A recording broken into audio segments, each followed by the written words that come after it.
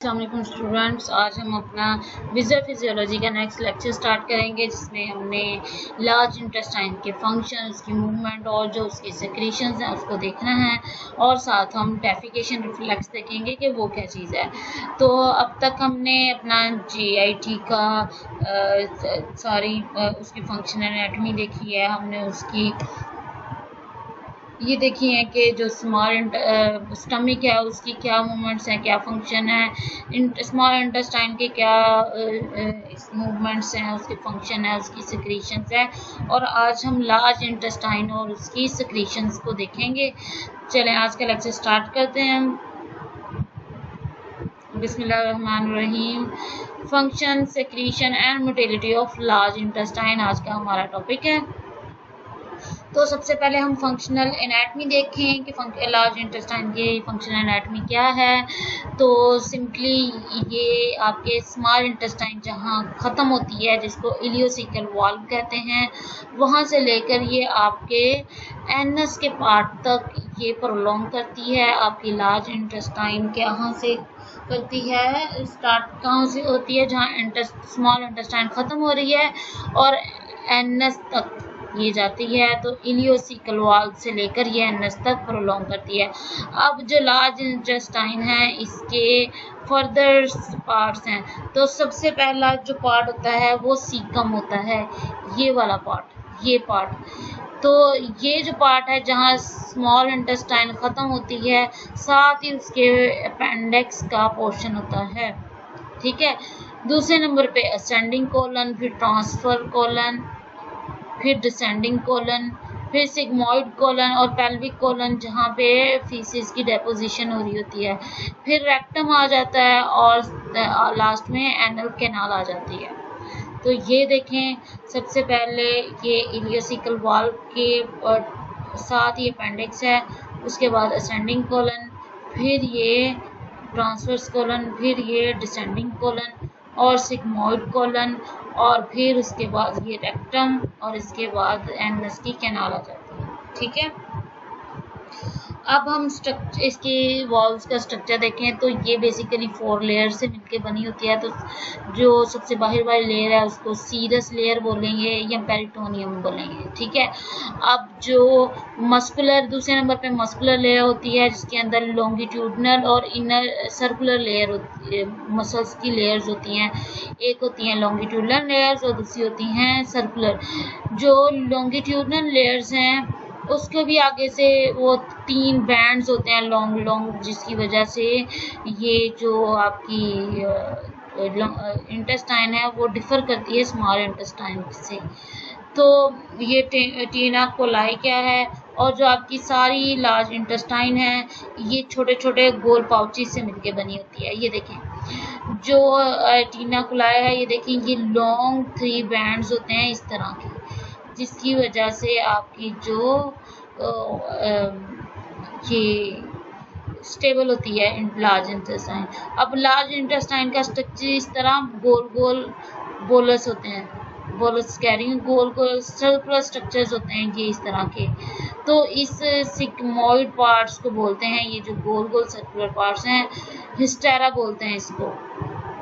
ठीक है। अब तीसरे नंबर पे लेयर होती है सब म्यूकस लेयर, जो कि इतनी वेल डेवलप नहीं होती जैसे स्मॉल इंटेस्टाइन में प्रेजेंट होती है। फिर सबसे जो इनर लेयर है उसको म्यूकस लेयर बोलते हैं। म्यूकस लेयर के अंदर कोई विलाई नहीं होते। आपकी स्मॉल इंटेस्टाइन के अंदर विलाई प्रेजेंट थे, माइक्रोविलाई थे। अब उनका काम क्या था, एब्जॉर्प्शन का। अब लार्ज इंटेस्टाइन में कोई एब्जॉर्प्शन के लिए विलाई प्रेजेंट नहीं होते। हाँ, इधर सेक्रीशन के लिए लिबरकुन, आपके ग्लैंड क्रिप्स ऑफ लिबरकुन एक सेल्स होते हैं, स्पेसिफिक सेल्स होते हैं जो कि म्यूकस को वहाँ से सिक्रीट कर रहे होते हैं। ठीक है। अब हम जो सेक्रीशंस हैं लार्ज इंटेस्टाइन की वो देखें तो ये एल्कलाइन इन नेचर होती हैं, इनकी पीएच होती है 8, और जो जूसेस लार्ज इंटेस्टाइन से क्रिप्ट से सक्रीट हो रहे होते हैं वो 99.5% वाटर होता है और जस्ट 0.5% उसमें सॉलिड्स होते हैं, और इसमें कोई डाइजेस्टिव एंजाइम नहीं होता, जस्ट बाइकार्बोनेट्स प्रेजेंट होते हैं जो कि एसिडिटी को कंपनसेट कर रहे होते हैं सारा। तो ये कंपोजिशन उन्होंने बता दी है लार्ज इंटेस्टाइन की। हमें पता है कि इसमें वाटर कितना है 99.5% और सॉलिड्स कितने हैं 0.5%। तो सॉलिड्स में एक ऑर्गेनिक सब्सटेंस है, दूसरा इनऑर्गेनिक सब्सटेंसेस है। ऑर्गेनिक सब्सटेंसेस में सारी प्रोटीन आ जाती हैं, albumin, globulin, mucin, urea, debris of epithelial cells आ जाएंगे। इनऑर्गेनिक में सारे सॉल्ट्स आ जाएंगे, sodium, calcium, potassium, bicarbonate, chloride, phosphate, sulphate. ठीक है। अब अगर हम लार्ज इंटेस्टाइन के फंक्शन देखें तो सबसे पहला जो इसका फंक्शन है वो एब्जॉर्प्शन का है। याद रखें कि लार्ज इंटेस्टाइन का कोई डाइजेस्टिव फंक्शन नहीं है, ये जस्ट एब्जॉर्प्शन करवाता है। अब ये एब्जॉर्प्शन किन सब्सटेंसेस की करवाएगा? वो वाटर हो सकते हैं, इलेक्ट्रोलाइट्स हो सकते हैं, ऑर्गेनिक सब्सटेंसेस होंगे जैसे ग्लूकोज हो गया, अल्कोहल हो सकती है, कोई भी ड्रग जैसे कि एनेस्थेटिक्स और सीडेटिव या स्टेरॉयडल ड्रग्स जो कि लार्ज इंटेस्टाइन में एब्जॉर्ब होंगी। अब ये जो लार्ज इंटेस्टाइन का फंक्शन है उसमें फॉर्मेशन ऑफ फीसिस आ जाता है कि जो फीसिस की फॉर्मेशन है वो जितना भी यूजफुल मटेरियल है वो तो अब्सॉर्ब हो जाता है, जो अनडाइजेस्टेड मटेरियल है वो अकोमुलेट होता होता फीसिस की शक्ल में बॉडी से एक्सपेल आउट हो जाता है, एक्सक्रीट हो जाता है। तो लार्ज इंटेस्टाइन का 3rd नंबर पे एक्सक्रीटिव फंक्शन भी है, क्योंकि जितने भी मेटालिक जो मेटल्स होंगी वो जैसे कि मरकरी हो गया, लेड, बिस्मिथ, आर्सेनिक, ये जो चीज़ें हैं अगर फूड के थ्रू या किसी एनवायरनमेंट के थ्रू आपके बॉडी के अंदर एंटर हो जाएं तो क्या होगा कि उसका फीसिस के थ्रू एक्सक्रीशन हो जाएगी आपके लार्ज इंटेस्टाइन से। तो सेक्रेटरी फंक्शन है इसमें कि ये म्यूकिन को रिलीज करता है, जो इनऑर्गेनिक सब्सटेंसेस को रिलीज करता है जैसे क्लोराइड, बाइकार्बोनेट। अब आपकी जो लार्ज इंटेस्टाइन है उसका सिंथेटिक फंक्शन भी है। सिंथेटिक फंक्शन किस तरह है कि ये क्या करता है कि जो विटामिन B12 है, विटामिन K है और फोलिक एसिड है जो उन सबको एब्जॉर्ब करेगा। किस तरह? Bacteria flora of large intestine सिंथेसाइजेज folic acid, vitamin B12 and vitamin K। अब जो आपके लार्ज इंटेस्टाइन के अंदर कुछ बैक्टीरियल एक स्पेसिफिक कल्चर प्रेजेंट होता है बैक्टीरियाज का जो कि आपके फोलिक एसिड और विटामिन B12 और विटामिन K को की प्रोडक्शन कर रहा होता है। अब इन सब का क्या फंक्शन होगा? ये सारा आपके ब्लड की जो एरिथ्रोपोइसिस है, जो ब्लड की फॉर्मेशन है, ब्लड की क्लोटिंग है, उसमें ये सारी चीज़ें बहुत हेल्पफुल हैं। तो हमने क्या पढ़े हैं? हमने लार्ज इंटेस्टाइन की एनाटॉमी देखी, उसके बाद हमने इसके फंक्शन देखे हैं।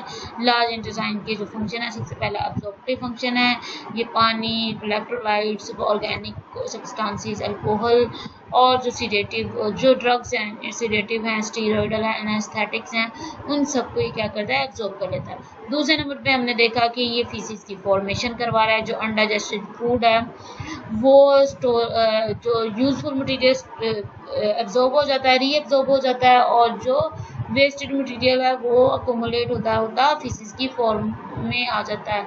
एक्सक्रीटिव फंक्शन है आपके इंटेस्टाइन, लार्ज इंटेस्टाइन का किस तरह के ये अगर आप कोई heavy metal like mercury, lead, bismuth और आर्सेनिक टाइप के जो भी मेटल्स हैं वो अगर फूड के थ्रू आपकी बॉडी में चले गए हैं तो आपकी लार्ज इंटेस्टाइन का क्या फंक्शन है कि उसको बॉडी से एलिमिनेट कर देता है।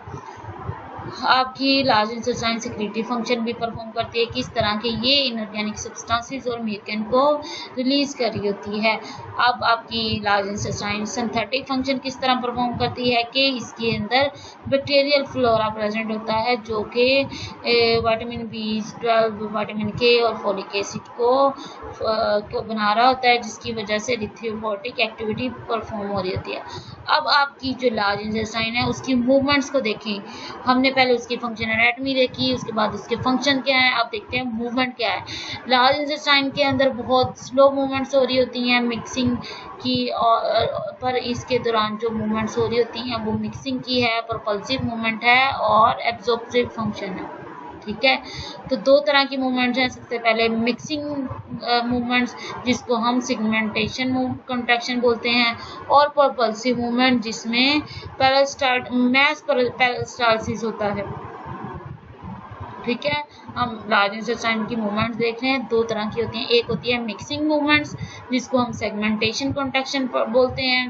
कि सेगमेंटेशन कॉन्ट्रैक्शन क्या थी, मैंने स्मॉल इंटेस्टाइन में पढ़ा कि एक पार्ट कॉन्ट्रैक्ट करता है, दूसरा रिलैक्स करता है और इस तरह ये सीक्वेंस चलता रहता है। प्रोपल्सिव मूवमेंट क्या थी, जो कि फूड को अबोरल डायरेक्शन में भेज रही होती है, जिसमें से मैस पेरिस्टालसिस आपके लार्ज इंटेस्टाइन परफॉर्म कर रही होती है। अब मिक्सिंग मूवमेंट में जो सेगमेंटेशनल कॉन्ट्रैक्शन है उसमें क्या होता है, large circular constriction which appear in the colon are called mixing segmentational contraction. These contraction occurs at regular distance in colon. Length of the portion of colon involved in each contraction is nearly about 2.5 centimetre. अब हर जो 2.5 centimetre का portion है large intestine का, वो एक circular contraction की movement show करता है, जिसकी वजह से क्या होता है कि कॉन्ट्रैक्शन रिलैक्सेशन के फिनोमेना से जो फूड है, वो जो अनडाइजेस्टेड फूड है वो प्रोपेल होती रहती है। अब अगर हम प्रोपल्सिव मूवमेंट की बात करें तो जो मैस पेरिस्टालसिस है उसमें क्या आता है कि मैस पेरिस्टालसिस और mass movement propel the faeces from colon toward anus. तो प्रोपल्जन होती रहती है और जो अनडाइजेस्टेड फूड है वो एनस की तरफ मूव करती है। Usually this movement occur only a few times every day, और ये जो मूवमेंट है ये 2 से 3 या 1 से 3 तक पॉसिबल है, या इससे भी ज़्यादा हो सकती है, depend upon the food intake और आपकी जो इंटेस्टाइन की मूवमेंट्स है उस पर। Duration of movement is about 10 minutes in the morning before और आफ्टर ब्रेकफास्ट। अब इसका ड्यूरेशन क्या हो सकता है इस मूवमेंट्स का, 10 मिनट्स है अगर आप जो ब्रेकफास्ट से पहले और बाद में। This because of neurogenic factors like gastrocolic reflex and parasympathetic stimulation। अब गैस्ट्रोकोलिक और पैरासिम्पैथेटिक क्या है, स्टिमुलेशन क्या है, वो हम नेक्स्ट स्लाइड्स में देखते हैं। अब डेफिकेशन को देखते हैं। डेफिकेशन क्या होती है, डेफिकेशन अनडाइजेस्टेड मटेरियल को बॉडी से एक्सपेल आउट करने का फिनोमेना को बोलते हैं। voiding of feces is called a defecation। जो गैर हजमशुदा मादे हैं उनको हमने बॉडी से निकालना है, तो उस प्रोसेस का क्या बोलेंगे, defecation. Feces is formed in large intestine and stored in sigmoid colon by the influence of appropriate stimulus. It is expelled out through the anus. This is prevented by tonic constriction of anal sphincter in the absence of stimulus।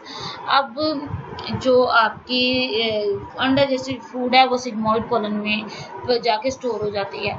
जैसे जैसे defecation reflex आएगा तो आपकी जो food है वो anus की तरफ मूव करेगी और वहाँ पे जो स्फिंक्टर्स प्रेजेंट होंगे वो कॉन्ट्रैक्ट रिलैक्स करेंगे, तो डेफिकेशन का प्रोसेस होगा। अगर वो रिलैक्स कंडीशन में है तो जो फीसिस है वो एक्सपेल आउट हो जाएगा, अगर वो कंस्ट्रिक्टेड है तो फीसिस एक्सपेल आउट नहीं हो सकेगा।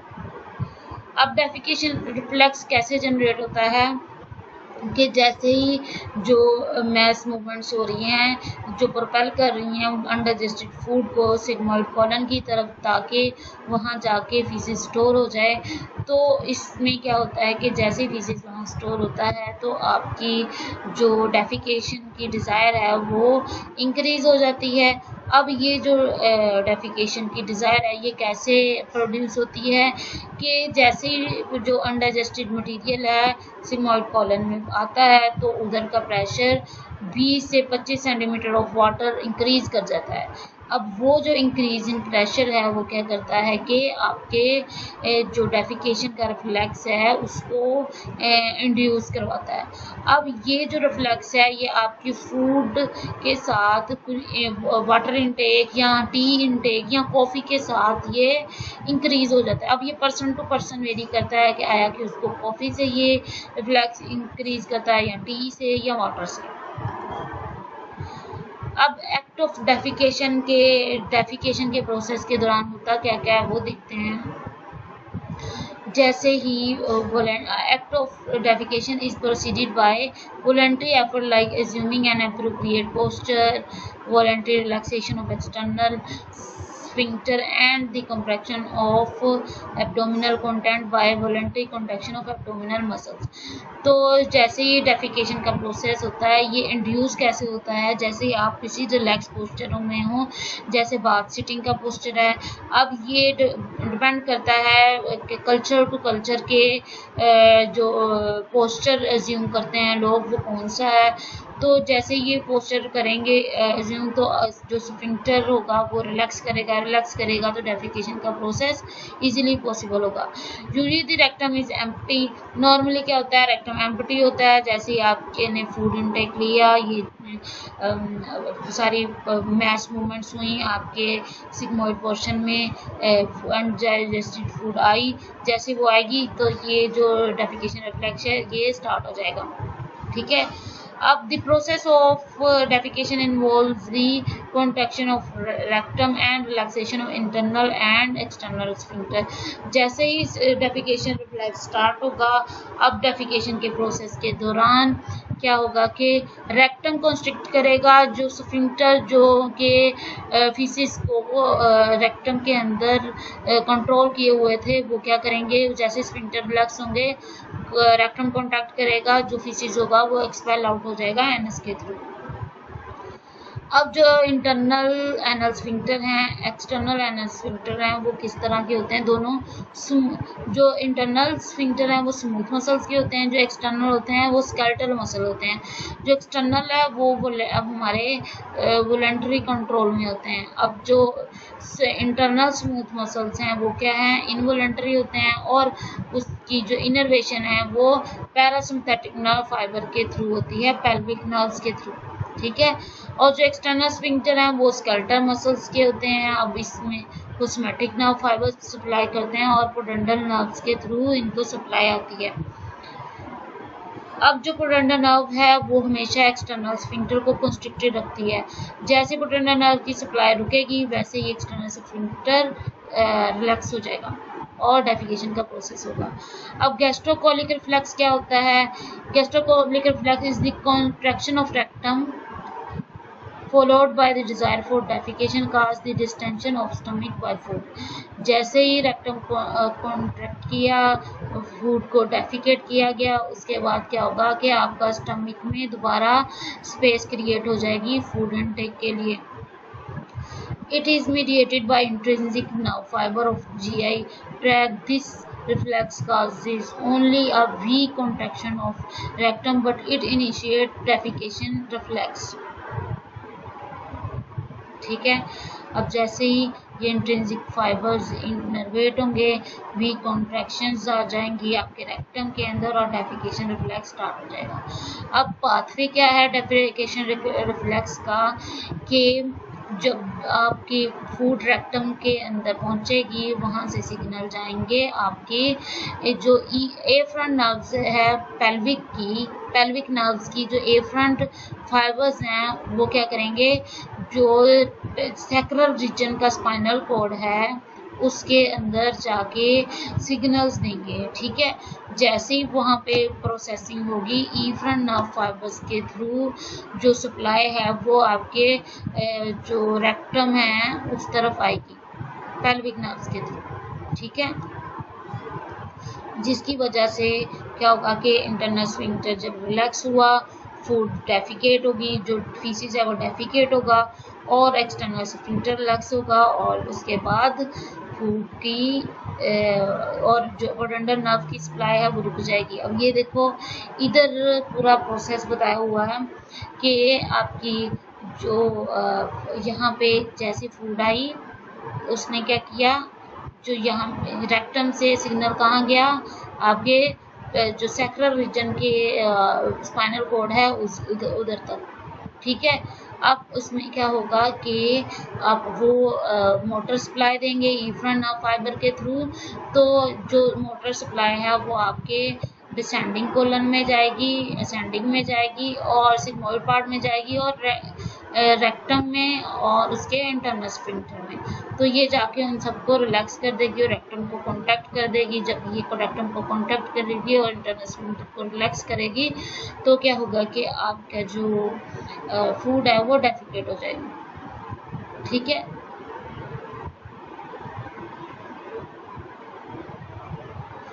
तो आज के लेक्चर में हमने लार्ज इंटेस्टाइन की फंक्शनल एनाटॉमी देखा कि उसके पार्ट कौन से होते हैं। उसके पार्ट्स थे जैसे ही जो आपकी लार्ज इंटेस्टाइन क्या होती है कि स्मॉल इंटेस्टाइन एंड होती है, आपकी लार्ज इंटेस्टाइन शुरू हो जाती है। वो पार्ट कौन सा होता है, वो आपका इलियोसिकल पार्ट होता है। वहाँ उसी पार्ट पे आपकी अपेंडिक्स प्रेजेंट होती है। अब उस पार्ट से लेकर एनएस तक का जो पार्ट है वो लार्ज इंटेस्टाइन क्या कहलाता है। अब लार्ज इंटेस्टाइन में आपकी ascending colon, transfer colon, descending colon, sigmoid colon, rectum और एनस प्रेजेंट होते हैं। उसके बाद एनल कैनाल। ठीक है, अब जो उसके फंक्शन थे वो हमने देखे कि इसका फंक्शन एब्जॉर्प्टिव फंक्शन है, इसके सेक्रेटरी फंक्शन है, इसके सिंथेटिक फंक्शन है और इसमें एक्सक्रीटरी फंक्शन है, फीसिस फॉर्मेशन की फंक्शन है। इसके अलावा हमने देखा कि आपके जो इंटेस्टाइन है उसकी सिक्रीशंस क्या होती हैं। तो उसकी सिक्रीशन हमने देखी कि अल्कलाइन इन नेचर होती हैं, अल्कलाइन इन नेचर है और साथ में क्योंकि इसमें वाटर की अमाउंट एक्सेस है और इसमें बाइकार्बोनेट्स आयन और इनऑर्गेनिक आयंस की कंसंट्रेशन ज़्यादा होती है। ओवरऑल इसमें वाटर 99.5% होता है और जो इनऑर्गेनिक साल्ट्स हैं मतलब जो सॉलिड्स हैं वो 0.5% होते हैं। अब इसके बाद हमने देखा कि ये डेफिकेशन रिफ्लेक्स क्या होता है। डेफिकेशन रिफ्लेक्स आपने होता क्या है कि इसमें जो अनडाइजेस्टेड फूड है वो आपकी बॉडी से एलिमिनेट हो रही होती है। अब उसके दौरान क्या आपके डेफिनेशन रिफ्लेक्स आता है, कौन कौन सी नर्व सप्लाई आती है, किस तरह ये प्रोसेस प्रोसीड करता है। तो ये सारी चीज़ें हमने देख ली हैं। उम्मीद करती हूँ आपको समझ आ गई होगी, बहुत ईजी क्वेश्चन है। उसके बाद हमने देखना है कि आपको इस चैप्टर की किस हद तक समझ आई है। आपने इसके लिए मुझे बताना है, एक असाइनमेंट आपने हैंड रिटन बनानी है या आप पीपीटी बना लें, पीडीएफ बना लें या हैंड रिटन असाइनमेंट बना लें, जिसमें आपने मुझे डायरिया और जो कॉन्स्टिपेशन है इन दोनों के बारे में बताना है कि इनमें डिफरेंस क्या है और इसके दौरान में जो आपकी जीआईटी के अंदर कैसी मूवमेंट्स हो रही होती हैं और क्या मूवमेंट्स लो हो रही होती हैं। तो इन दोनों में आपने मुझे डिफरेंस बताना है और ये आप असाइनमेंट मुश्किल जो अगर मुश्किल लगे आपको इस चैप्टर में से कुछ तो मुझसे पूछ सकते हैं। ये असाइनमेंट आपने मुझे कमिंग मंडे को सबमिट करवानी है। ठीक है, डेट और डे मैं मेंशन कर दूंगी कि आपने किस दिन बताना है। ऑफिशियल ग्रुप में आप देख लीजिएगा। चलिए, थैंक यू सो मच, अल्लाह हाफिज़।